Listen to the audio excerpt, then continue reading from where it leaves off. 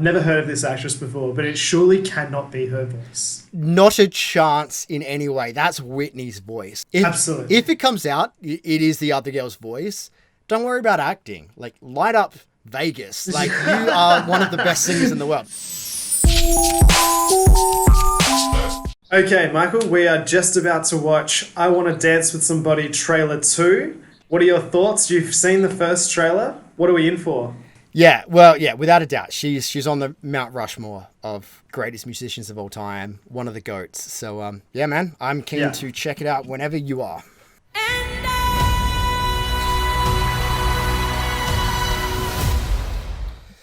Surely that's her voice. Please welcome Whitney Houston! Oprah? Common criticism of you, your music isn't black enough. Well, who said that? That's just bull. And it makes me angry, actually. It's hateful and uninformed. My whole life, she ain't black enough, she ain't white enough. Well, how about she's not obedient enough? How about she ain't fearful enough? Music is not a color to me. It has no boundaries. I sing what I want to sing, be how I want to be, and reach as big an audience as I can. No one is like you.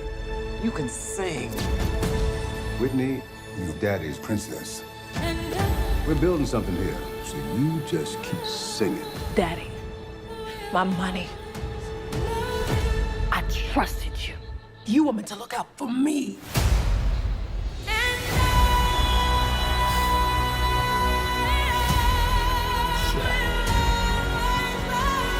You two have spent a lot of time together. It's damaging the brand. Since when did your little girl become the brand? I missed that.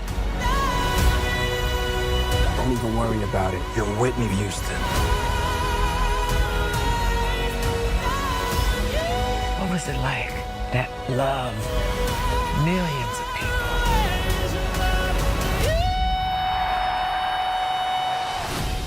The best feeling I ever knew.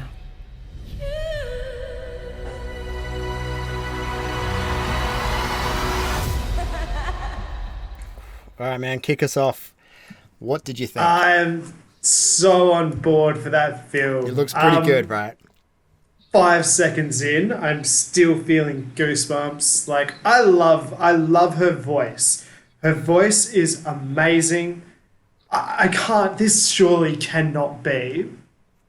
I've never heard of this actress before, but it surely cannot be her voice. Not a chance in any way. That's Whitney's voice. Like, Absolutely. If it comes out, it is the other girl's voice.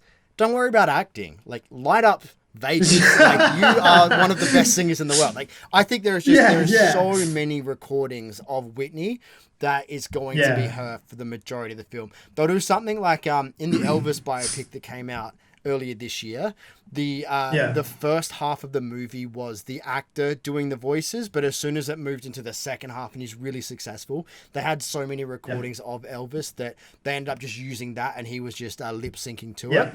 I think that's the way to do it. I think that's the way they're going to do it. We may see a little bit of her, but like that is so clearly Whitney. And yeah, man, goosebumps for that. So that trailer did show a little bit more of the dramatic sides of it. It was a bit more optimistic in the first part because she's younger, just getting into it. And you only saw him briefly in there, but the Stanley Tucci, he's in this film.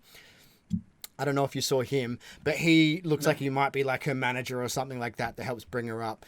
And he's great in absolutely everything he does. So I'm keen to see what happens with him. Yeah, man, I really, really like the look of that film. And it's in good hands being the writer of Bohemian Rhapsody, which I would say is one of the better biopics in recent years. Yeah, and just on that, it's one of those things that I'm going to look at this movie under a microscope with some filters over that as well. Because the one thing that I think Bohemian Rhapsody did better job of than most biofilms, and this is very controversial, I think, because most people would more than likely disagree, chose telling a better story than telling a more accurate story. Now, guys, if you just want a more accurate story, go to YouTube, look up the actual actor, look up the actual performer, find out a little bit about their lives if that's what you want. But a film about these people who are entertainers should be entertaining fundamentally.